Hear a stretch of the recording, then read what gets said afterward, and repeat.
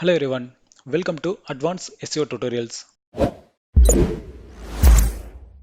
இன்னைக்கு இந்த of page SEOல நம்ம என்ன பார்க்க போறோம் அப்படின்னா கெஸ்ட் போஸ்டிங்கை பத்தி தான் பார்க்க போறோம்.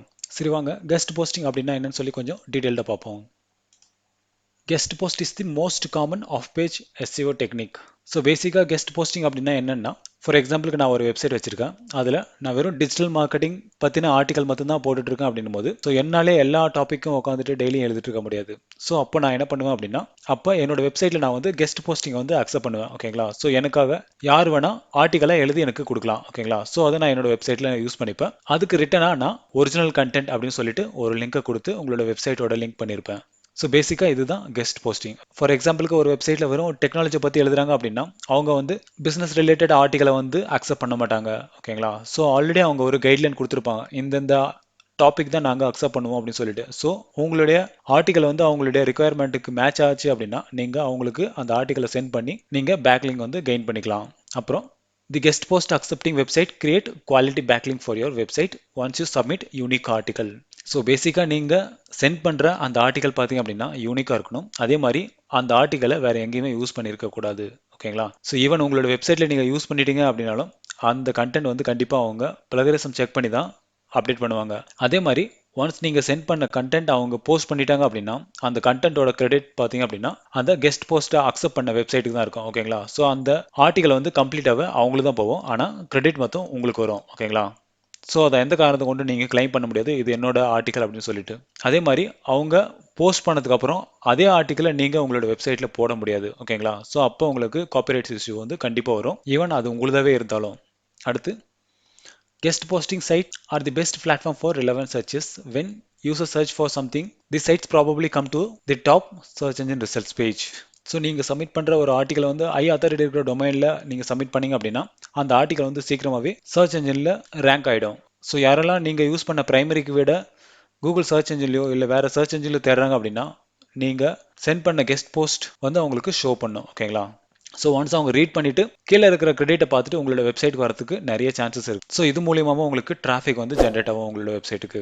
அப்புறம் நம்ம கெஸ்ட் போஸ்ட் பண்ணுறதுனால என்ன ஒரு பெனிஃபிட் கிடைக்கும் அப்படின்னா நம்மளுக்கு குவாலிட்டி பேக்லிங்க் கிடைக்கும், அப்புறம் ரெலவெண்ட் டிராஃபிக் கிடைக்கும், அப்புறம் உங்களுடைய டொமைனோட அத்தாரிட்டி வந்து இன்க்ரீஸ் ஆகும். அப்புறம் டொமைன் அத்தாரிட்டி இன்க்ரீஸ் ஆன உடனே உங்களுடைய வெப்சைட்டோட ரேங்கிங்கும் சர்ச் இன்ஜினில் நல்ல ஒரு பர்ஃபார்மன்ஸை கொடுக்கும். அப்புறம் உங்களோட வெப்சைட்டோட விசிபிலிட்டி இன்க்ரீஸ் ஆகிட்டே போகும். ஸோ இது எல்லாமே பார்த்தீங்க அப்படின்னா பேசிக்காக ஆஃப் பேஜ் SEOக்கு இருக்கிற ஒரு பெனிஃபிட்ஸ் தான். ஓகேங்களா? ஸோ இதே தான் எல்லா டாப்பிக்குமே கவர் ஆக போகுது. அடுத்து நம்ம எப்படி கெஸ்ட் போஸ்ட் அக்செப்டிங் சைட்டை வந்து கண்டுபிடிக்கிறது அப்படின்னு சொல்லிட்டு நம்ம இப்போ பார்ப்போம். ஓகேங்களா? ஸோ கூகுளே நம்ம தேடி கண்டுபிடிச்சிக்கலாம், ஏன்னா நிறைய கெஸ்ட் போஸ்ட் அக்செப்டிங் சைட்ஸ் வந்து அவைலபிள் இருக்கு. ஸோ எப்படி கண்டுபிடிக்கலாம் அப்படின்னா நாங்கள் கொடுத்துக்கிற கீவேர்ட் பேட்டர்ன்ஸை வந்து நீங்கள் யூஸ் பண்ண வேண்டியிருக்கோம். ஓகேங்களா? ஸோ இந்த இடத்துல கீவேர்ட் ப்ளஸ் இன்டைட்டில் அப்படின்னா அவங்களுடைய டைட்டில் டேக்ல ரைட் ஃபார் அஸ் அப்படின்ற இந்த வேர்டு இருந்தால் மட்டும் உங்களுக்கு ரிசல்ட்டை ஷோ பண்ணும். ஓகேங்களா? ஸோ பேசிக்காக கெஸ்ட் போஸ்டிங் பார்த்தீங்க அப்படின்னா ரைட் ஃபார் அஸ், அப்புறம் பிகம் அ கான்ட்ரிபியூட்டர், அப்புறம் கெஸ்ட் பிளாகிங். ஸோ இந்த மாதிரியான வேர்ட்ஸை வச்சு தான் வெப்சைட் ஓனர்ஸ் வந்து அவங்க கெஸ்ட் போஸ்டிங் வந்து அக்செப்ட் பண்ணுவாங்க. ஓகேங்களா? ஸோ இப்போ நாம் கெஸ்ட் போஸ்டிங் வெப்சைட்டை நம்ம கண்டுபிடிக்கணும் அப்படின்னா இந்த வேர்ட்ஸை வந்து நம்ம யூஸ் பண்ணணும். ஓகேங்களா? ஃபார் எக்ஸாம்பிளுக்கு நீங்கள் டிஜிட்டல் மார்க்கெட்டிங் ஆர்டிகல் எழுதிருக்கீங்க அப்படின்னா அது ஏதாச்சும் ஒரு கெஸ்ட் போஸ்டிங் சைட்டில் நீங்கள் போஸ்ட் பண்ணணும் அப்படின்னா அப்போ நீங்கள் ரைட் ஃபார் அஸ் அப்புறம் இங்கே டிஜிட்டல் மார்க்கெட்டிங் அப்படின்ற கீவேர்டை வந்து நீங்கள் யூஸ் பண்ணணும். ஓகேங்களா? ஃபார் எக்ஸாம்பிளுக்கு நாங்கள் கொடுத்துருக்கோம் பாருங்கள், டிஜிட்டல் மார்க்கெட்டிங் அப்படின்றது என்னோட கீவேர்ட், அப்புறம் இன்டைட்டில். இந்த டிஜிட்டல் மார்க்கெட்டிங்ன்றது அவங்களுடைய டைட்டில் டேக்ல இருக்கணும். ஓகேங்களா? அப்புறம் அதே மாதிரி ரைட் ஃபார் அஸ் அப்படின்றதும் அவங்களோட டைட்டில் இருக்கணும். ஸோ ரைட் ஃபார் அஸ் இருக்கணும், அதே மாதிரி டிஜிட்டல் மார்க்கெட்டிங் அப்படின்ற இந்த ரெண்டு ஃப்ரேஸுமே அவங்களோட டைட்டில் டேக்ல இருந்தால் மட்டும்தான் கூகுள் சர்ச் இன்ஜினில் நம்மளுக்கு ரிசல்ட்டில் ஷோ ஆகும். ஓகேங்களா? ஸோ இது எல்லாமே நீங்கள் ட்ரை பண்ணலாம். ஓகேங்களா? ஸோ இது எல்லாமே ட்ரை பண்ணிவிட்டு உங்களுக்கு ரிலேட்டடான கெஸ்ட் போஸ்ட் அக்செப்டிங் வெப்சைட் எதெல்லாம் இருக்கோ அதெல்லாம் நீங்கள் நோட் பண்ணி வச்சுக்கோங்க. ஓகேங்களா? ஸோ ஒன் பை ஒன்னாக நீங்கள் யூனிக் ஆர்டிக்கலை எழுதி நீங்கள் சென்ட் பண்ணிட்டு இருக்கலாம். சரி வாங்க இப்போ இது எப்படி ஒர்க் ஆகுது அப்படின்னு சொல்லிட்டு நான் உங்களுக்கு காட்டுறேன். ஓகேங்களா? ஸோ ஜஸ்ட் நான் இதை காப்பி பண்ணிக்கிறேன். ஸோ இதுதான் பேட்டர்ன், நீங்களும் இதை நோட் பண்ணிக்கோங்க. ஸோ இதை நான் என்னோட டிஸ்கிரிப்ஷனில் போட்டிருக்கேன்.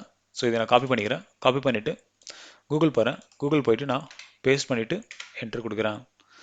ஸோ இங்கே பார்த்தீங்க அப்படின்னா right for us, SEO, content marketing, அப்புறம் டிஜிட்டல் மார்க்கெட்டிங் இருக்கு. ஓகேங்களா? ஸோ நாம் கொடுத்தது டிஜிட்டல் மார்க்கெட்டிங் அப்புறம் ரைட் ஃபார் அஸ். ஸோ இது இருக்கிறதுனால தான் இந்த ரிசல்ட் வந்து இங்கே அப்பியர் ஆகுது. ஓகேங்களா? அதே மாதிரி ரைட் ஃபார் அஸ் இருக்கு, ஸோ டிஜிட்டல் மார்க்கெட்டிங் அப்பியர் ஆகுது. ஓகேங்களா. ஸோ ரைட் ஃபார் அஸ் அப்புறம் டிஜிட்டல் மார்க்கெட்டிங் இருக்குது.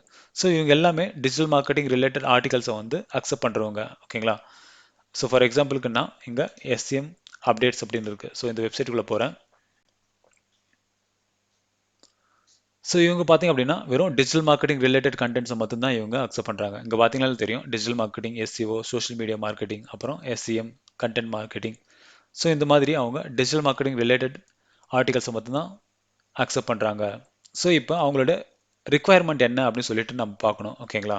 ஸோ இந்த இடத்துல அவங்க கொடுத்துருப்பாங்க அவங்களுடைய இவங்க பார்த்தீங்க அப்படின்னா மினிமம் வந்து 1500 வேர்ட்ஸுக்கு மேலே தான் அவங்களுடைய ஆர்டிக்கல் வந்து இருக்கணும். ஓகேங்களா. ஸோ 1500 வேர்ட்ஸ்க்கு கீழே இருந்துச்சு அப்படின்னா இவங்க ரிஜெக்ட் பண்ணிடுவாங்க.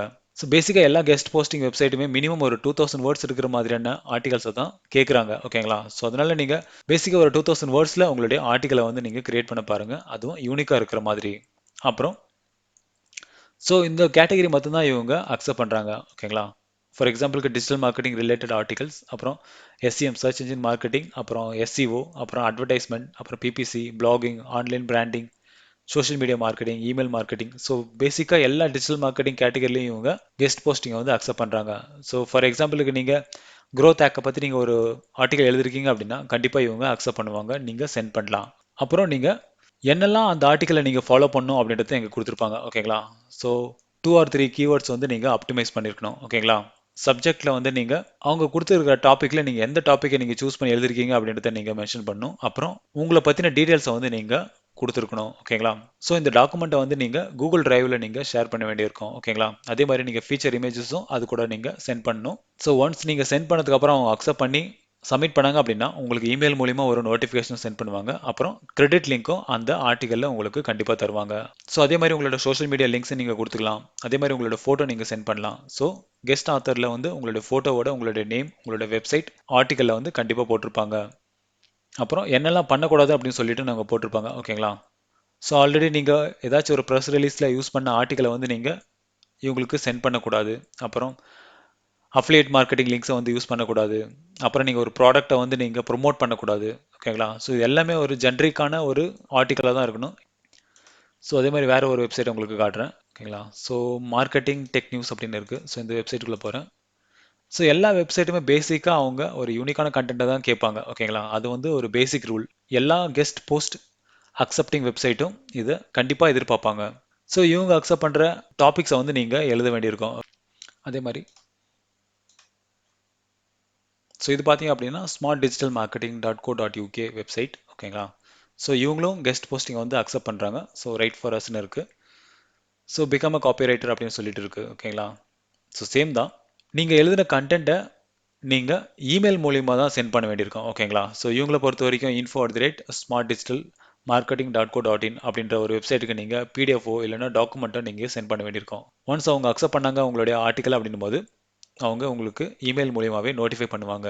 ஓகேங்களா. ஸோ நீங்கள் அப்போ அந்த லிங்கை செக் பண்ணால் உங்களுடைய ஆர்டிக்கல் வந்து பப்ளிஷ் ஆகிருக்கும். அங்கே உங்களுக்கு கிரெடிட்டும் போட்டிருப்பாங்க.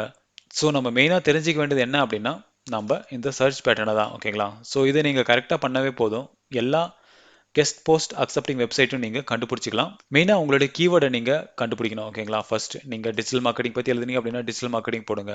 அப்படி இல்லை ஒரு உங்களுடைய எக்ஸாக்ட் பிஸ்னஸ் சர்வீஸோட பிரைமரி கீவேர்டை நீங்கள் போட்டு என்டைட்டில், அப்புறம் ரைட் ஃபார் அஸ், அப்படி இல்லைனா கான்ட்ரிபியூஷன். ஸோ இந்த மாதிரியான வேர்ட்ஸை யூஸ் பண்ணி நீங்கள் உங்களுடைய பிஸ்னஸ் ரிலேட்டடான கெஸ்ட் போஸ்ட் அக்செப்டிங் வெப்சைட்டை வந்து நீங்கள் கண்டுபிடிச்சிட்டு நீங்கள் அதில் நீங்கள் உங்களுடைய ஆர்டிக்கலை வந்து நீங்கள் பப்ளிஷ் பண்ணிக்கலாம். அப்புறம் ஸோ இப்போ நான் சொன்ன எல்லா விஷயமும் உங்களுக்கு புரிஞ்சிருக்குன்னு நினைக்கிறேன். இன்கேஸ் ஏதாச்சும் புரியல அப்படின்னா கமெண்ட் செக்ஷனில் கமெண்ட் பண்ணுங்கள், நான் அதுக்கான சொல்யூஷன் கண்டிப்பாக நான் உங்களுக்கு தரேன். இன்னும் நீங்கள் என்னோட சேனலை சப்ஸ்கிரைப் பண்ணல அப்படின்னா சப்ஸ்கிரைப் பண்ணிக்கோங்க. அப்போ தான் நான் அடுத்து போகிற வீடியோஸ் எல்லாமே உங்களுக்கு சீக்கிரமாக ரீச் ஆகும். Thank you for watching and have a good day.